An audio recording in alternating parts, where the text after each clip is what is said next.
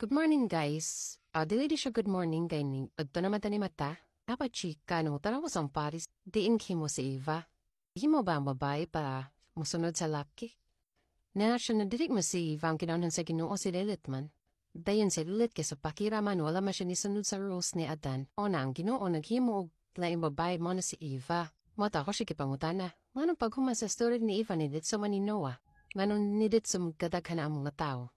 Niana siya na may tao sa kalibutan o naghimo sa Ginoo si Adan og si Eva. Si Adan og si Eva nagsimbolize sama na sa babae og laki. Then niana ko na ang Ginoo di man naggikan. Niana siya mamana kung may upang tanon na dili mo ko Ginoo.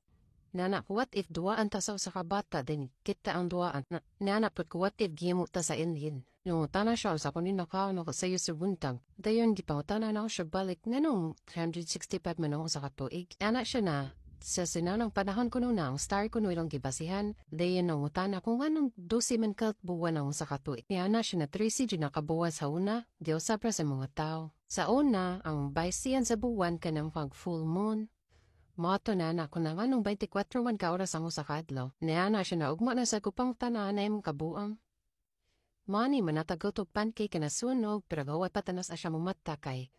Tingta ka ba manghugas wala may mahugas sa plato. Bye-bye.